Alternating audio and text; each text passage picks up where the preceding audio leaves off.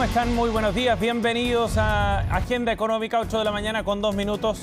Estamos comenzando otra jornada de informaciones. Gracias por acompañarnos a esta hora de la mañana en este día jueves 5 de octubre. Vamos de inmediato a revisar los temas más importantes de la edición del día de hoy de Agenda Económica. Y vamos a comenzar con un análisis más en detalle del presupuesto reactivador, así lo ha definido el gobierno para el 2024.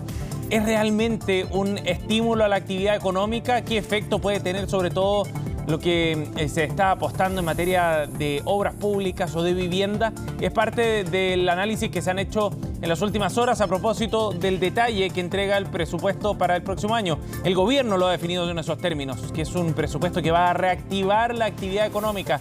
Los últimos datos del IMASEC ponen más urgencia todavía en este tema. Vamos a revisar una nota en unos minutos sobre este asunto. También les vamos a contar malas noticias, lamentablemente, respecto al precio de las bencinas. Vuelven a subir y por sobre los 30 pesos los precios de los combustibles a nivel nacional, tanto las bencinas como el diésel. Y este repunte viene ya de la mano del anterior que habíamos visto hace un par de semanas, donde también habían subido con mucha fuerza los combustibles. ¿Qué factores están incidiendo? También les contamos de eso en unos minutos. Por otro lado, también vamos a analizar datos que llegan desde el mercado automotor y que dan cuenta del momento súper complejo que está viviendo este sector. Las ventas de autos nuevos cayeron nuevamente en septiembre, esta vez por sobre el 30%, a pesar de que esta es una época de cambio de temporada, donde se liquidan algunos modelos anteriores, llegan otros nuevos que pueden ser un gancho para el consumidor. Todavía no logra repuntar este mercado que había tenido un par de años bastante buenos los anteriores, pero sin tanta liquidez este 2023 ha sido bien difícil. Ya vamos a contarles también sobre el detalle de los números del sector. Y en la entrevista del día de hoy vamos a analizar lo que está ocurriendo en el sector de las inversiones de las AFP en nuestro país y en particular del funcionamiento de los multifondos. Los números que conocíamos hace algunos días atrás respecto al rendimiento en septiembre para los multifondos muestran números negativos, salvo por el fondo A. Pero en particular lo que está ocurriendo con el fondo menos riesgoso, el fondo E, es bien llamativo. A pesar de ser el menos riesgoso, acumula una caída superior al 6% durante este año. El fondo D, el que le sigue en riesgo, no es muy distinto a su rendimiento. Y eso lleva a las preguntas respecto a cómo está estructurado el sistema y qué tanta protección tienen aquellos que están prontos a jubilar y que probablemente están en estos fondos precisamente. Bueno, lo vamos a revisar en la entrevista de hoy de Agenda Económica. Y nos vamos a ver los mercados a esta hora, 8:05. Nuestro resumen lo cerramos con los datos con los que partimos el día y con recuperación y algunas brisas algo más positivas en Asia fundamentalmente. Estos son los números para comenzar la jornada con un alza de 1,8% en Japón, de 0,10% en Hong Kong. Se rompe la tendencia negativa que habíamos visto los 3 días previos. Mientras tanto, en Europa también el mismo ánimo más positivo de los inversionistas. Se eleva en medio punto porcentual el rendimiento del fondo o de la bolsa más bien de Londres, mientras que el Eurostock sube 0,24%. ¿Qué pasó en el mercado local? Estos son los números del día acá en Chile, 5.699 puntos. Llegó el IPSA en la sesión del día de ayer en medio de estas noticias que eran más negativas a nivel internacional. La bolsa de comercio local vuelve entonces a estos niveles de 5.699 puntos y repunta 0,24% en la sesión de este miércoles. El dólar, por otra parte, cerró 916 pesos y se mantiene bien estable en estos niveles. El cobre a esta hora está cayendo, 3,57 dólares por libra. Eso podría poner más presión al precio del tipo de cambio. Por último, la UF se cotiza hoy en 36.203 pesos. Bien, vamos de inmediato entonces a revisar el análisis que está haciendo el mercado y sobre todo el mundo empresarial respecto a la propuesta que ha hecho el gobierno en el presupuesto 2024. Este es un presupuesto de reactivación económica, dijo el presidente Gabriel Boric, una idea que ha repetido también el oficialismo y el mismo ministro Mario Marcel. Bueno, desde el sector económico, desde el mundo de la inversión y del mundo empresarial, ven con algunas dudas que este efectivamente sea un punto de inflexión y una palanca de cambio, en definitiva, para cambiar el curso de una economía que sigue alicaída. Orlando Silva reporteó este tema. El año 2024 será un año de reactivación económica y este presupuesto da las certezas necesarias para asegurar que esto ocurra.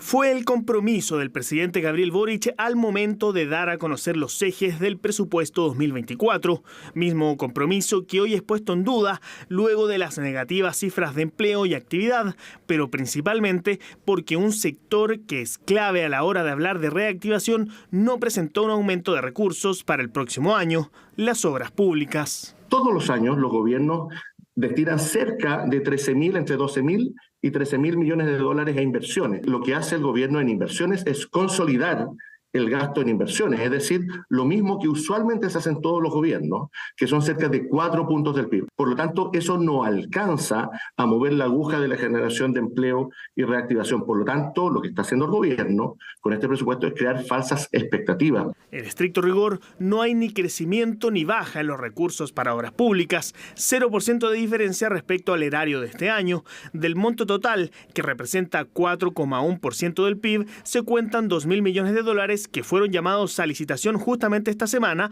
por la cartera de Obras Públicas, cuya titular aprovechó la ocasión para defender el carácter reactivador del presupuesto. En lo que queda del año vamos a llamar a la licitación de más de 550 obras.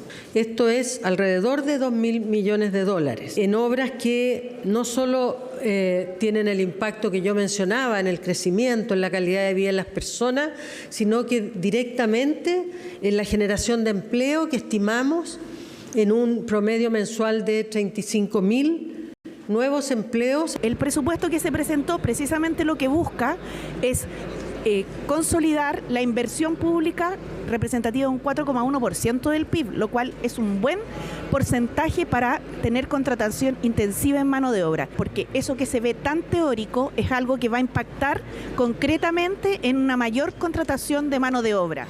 Desde el sector privado, sin embargo, destacan que hoy uno de los puntos centrales para apuntalar la economía son las reformas a los distintos sistemas de permisos sectoriales para invertir, la denominada permisología.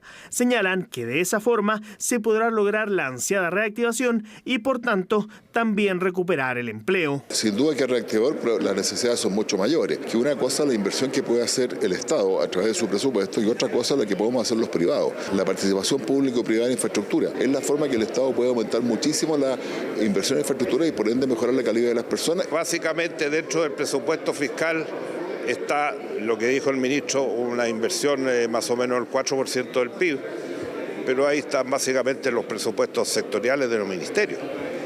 Necesitamos reactivar todo lo que es infraestructura y construcción, porque es el sector más dinámico de la economía que colabora a bajar el desempleo.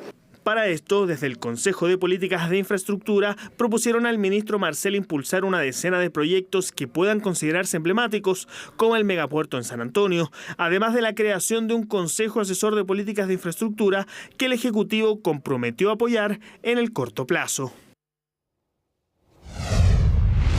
8:10. Vamos a ir a otro tema. Hablemos ahora del precio de las bencinas y lo que está ocurriendo en esta materia. Después del reporte de ayer que entregó ENAP, se conoce una nueva alza para el precio de los combustibles a nivel nacional. ¿De cuánto será esa alza? Lo vamos a ver a continuación en la siguiente gráfica para mostrarles el detalle de qué es lo que va a ocurrir con los distintos octanajes. La de 93 octanos sube en 32 pesos por litro, la de 97 octanos en 32,1 pesos por litro también, mientras que el diésel lo hará en 15,9 pesos por litro. También sube entonces el petróleo a nivel nacional. Y por otro lado, el gas licuado, el GLP de uso vehicular, también sube. Lo hace en 32 pesos por litro, al igual que los anteriores. Acá se están reflejando dos factores principales. Uno, que el precio del petróleo ya bordea los $100 por barril a nivel internacional. Eso está incidiendo evidentemente en el aumento del precio del combustible a nivel global, no solo acá en Chile, pero nosotros importamos más del 99% del consumo interno de petróleo. Y por otro lado, un precio del dólar que también está más alto. En la medida en que el precio del dólar sube, también las importaciones, entre ellas el petróleo, tienden a subir de precio, y eso es lo que se está reflejando ahora. 916 pesos ha sido el cierre, por ejemplo, de ayer para el precio del tipo de cambio, y eso se está reflejando también entonces a nivel de los combustibles. Recordemos que ENAP realiza este cálculo de las variaciones en los precios de las bencinas en base a las reglas que establece el mecanismo de estabilización de los combustibles, el MEPCO, que establece una banda de precios y de variaciones con ciertos techos para que haya más estabilidad en los precios. Y eso es lo que limita entonces esta variación, que podría haber sido incluso aún más fuerte, dicen algunos expertos en materia de mercado de los combustibles. De todas maneras, en lo concreto, esta es una segunda alza fuerte. La anterior la habíamos tenido hace cerca de 3 semanas. Recordemos que se ha ido espaciando la variación de precios informada por ENAP. Y por otro lado, lleva ya en términos bien concretos el precio de las bencinas muy por sobre los 1.300 pesos en buena parte del territorio nacional. Números altísimos, evidentemente, y que han sido uno de los factores probablemente más disruptivos para los presupuestos familiares durante los últimos 2 años. Bueno, y a propósito de lo que hablábamos, el precio del dólar está generando harta preocupación. ¿Está realmente dentro de lo que se esperaba, de acuerdo a los fundamentos para el tipo de cambio? Bueno, esa es la duda que ronda entre aquellos que están en el mercado financiero y los que están transando dólares habitualmente y que conocen mejor el funcionamiento de este mercado. Y el precio, evidentemente, que ha ido subiendo con fuerza, ya llega a 916 pesos en las últimas horas. Ha ido subiendo con particular fuerza entre agosto y septiembre, llegando a su nivel más alto desde noviembre del año pasado. Después de haber estado rozando los 780 en algún momento a mitad de año, ahora el tipo de cambio ha ido subiendo con mucha más fuerza. Bueno, el tema ha inquietado también hasta el Banco Central, y por eso ayer Rosana Costa, en una actividad que realizó en la región del Biobío junto a la CPC Biobío, señalaba algunos de los puntos más importantes en torno a estas variaciones de precio. Decía que el traspaso del tipo de cambio a precios internos es muy distinto cuando proviene de un shock externo, es decir, algún hecho bien particular, a un proceso de depreciación de ciertas monedas. Y en ese sentido asegura que el alza del dólar tiene que ver más bien con factores globales. Escuchemos qué fue lo que dijo la presidenta del Banco Central. En este contexto hay una depreciación del conjunto de moneda respecto de la moneda americana. La verdad es que la moneda americana ha tenido una apreciación bien relevante, la contracara del comportamiento de la depreciación del resto de las monedas. Vemos también un comportamiento en los commodities acorde con este escenario internacional. Vemos cómo el cobre se ha mantenido relativamente a otros commodities, pero también ha tenido una tendencia a la baja, particularmente en los días recientes hemos visto esa tendencia claramente. Y por el contrario, el precio del petróleo ha tenido un cierto rebote en lo más reciente asociado a factores de oferta, factores de producción. Y esa es la respuesta entonces del tipo de cambio, una variable que responde a este escenario global que estamos observando. 8:15 minutos. Vamos a ir a otro tema. Hace unos días conocíamos detalles de la tasa de desempleo que ha subido con fuerza. El viernes pasado se informó de un 9% de desocupación, con un nivel de tasa de ocupación que no veíamos desde el año 2010. Y esto está generando preocupación, por supuesto, entre las autoridades. A propósito de esos datos, también coincide el término del IFE laboral como un instrumento que permitía subsidiar la contratación. La coincidencia de estos dos hechos, un mercado laboral deteriorado y el término de este instrumento, ha llevado a que muchos parlamentarios se planteen la necesidad de generar nuevos apoyos desde el Estado para estimular precisamente la contratación de trabajadores. Bueno, en ese contexto, ayer la ministra Janet Jara se refirió a este tema y aseguró que el gobierno está evaluando la posibilidad de implementar nuevas medidas similares en el corto plazo. Estamos intentándolo. Los plazos van a estar en función de cuando podamos concluir o no ese acuerdo. Este es un tema que tiene que ser súper transparente para la ciudadanía, que no basta con la sola... La medida que se ha ido normalizando la situación económica, la efectividad del IFE para generar nuevos empleos ha ido reduciéndose. Se está elaborando una propuesta de integración de los distintos subsidios o incentivos a la contratación. Eso va a tener recursos adicionales y por lo tanto el que el IFE laboral tal como lo hemos conocido hasta ahora no continúe no significa que no siga habiendo una acción del Estado en materia de apoyo a la creación de empleo. Lo que está considerado es que sea parte de lo que se va a fusionar en un esquema más simple y más efectivo de incentivos a la contratación. Lo que estamos haciendo es revisar nuevos instrumentos para promover el empleo, pero el instrumento que más los va a promover es retomar la senda del crecimiento, para lo cual un presupuesto contracíclico como el que el presidente de la República ha presentado, que promueve la generación intensiva de mano de obra en obras públicas, es fundamental. Bien, 8:18, nos vamos a una pausa y ya seguimos con más de Agenda Económica.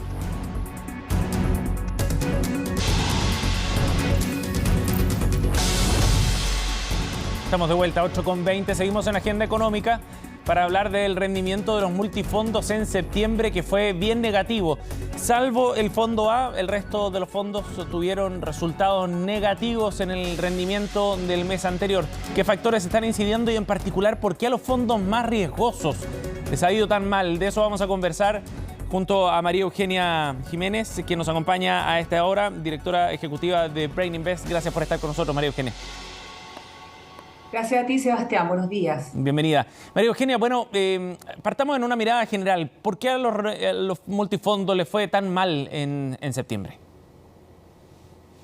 Bueno, principalmente porque lo que es renta fija fue muy mal.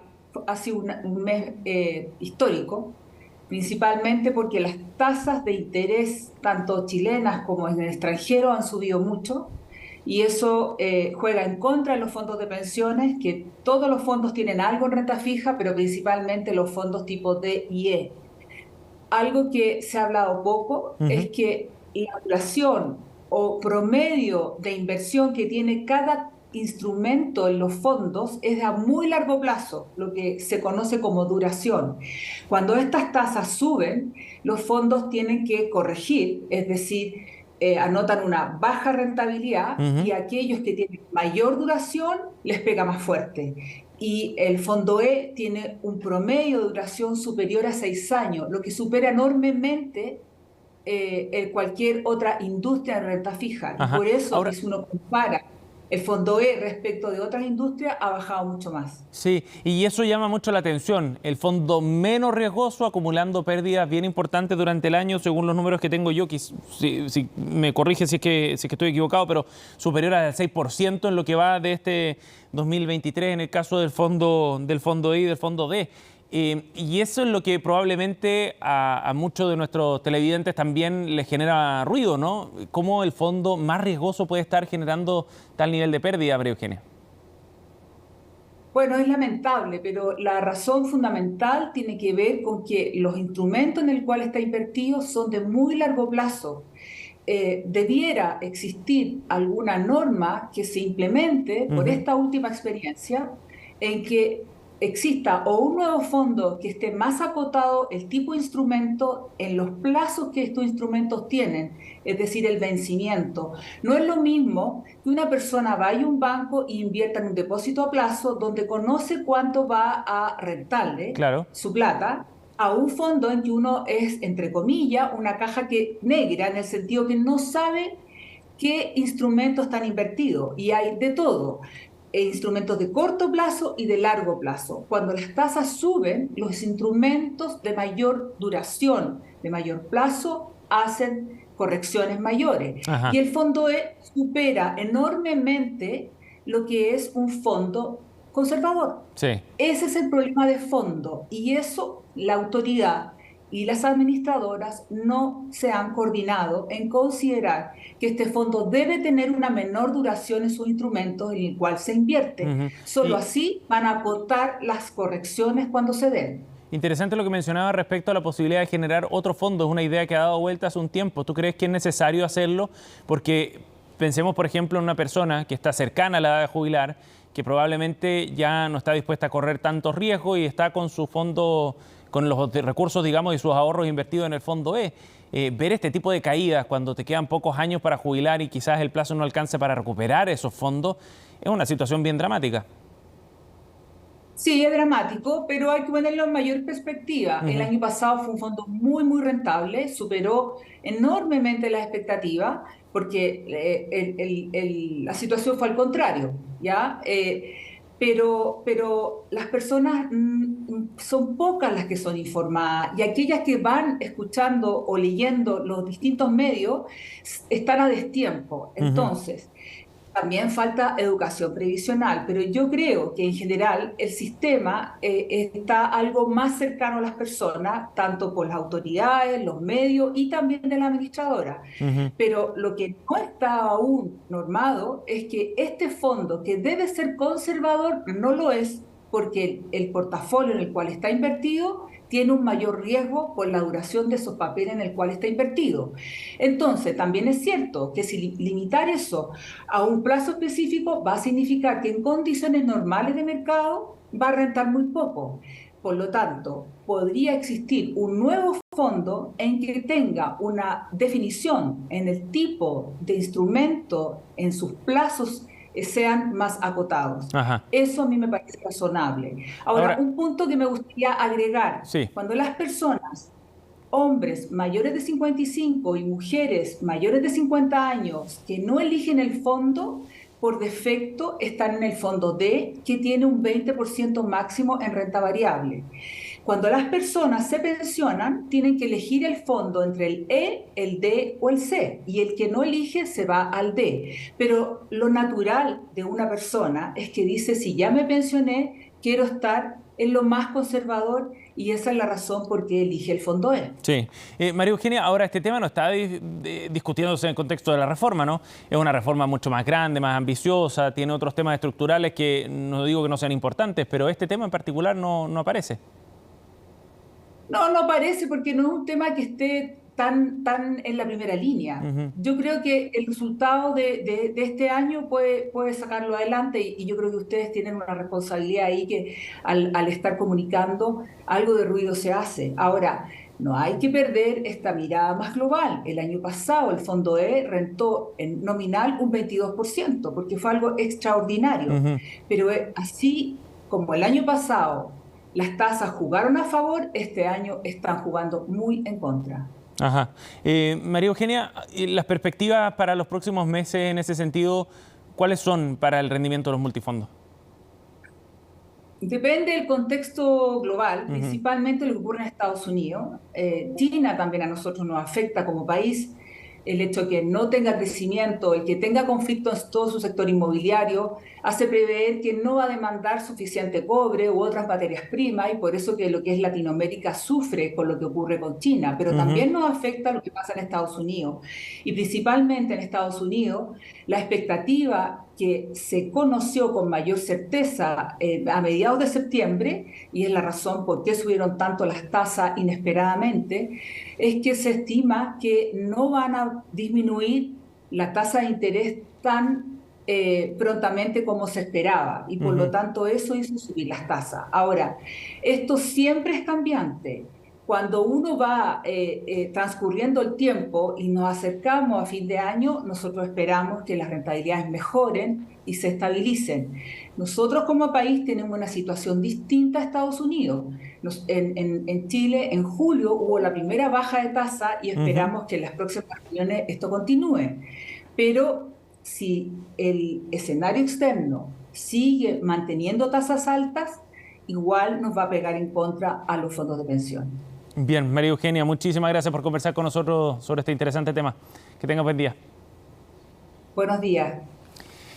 8:29. Gracias por acompañarnos. Cerramos Agenda Económica, pero en minutos ya partimos Noticias Express con Frecia Soltov.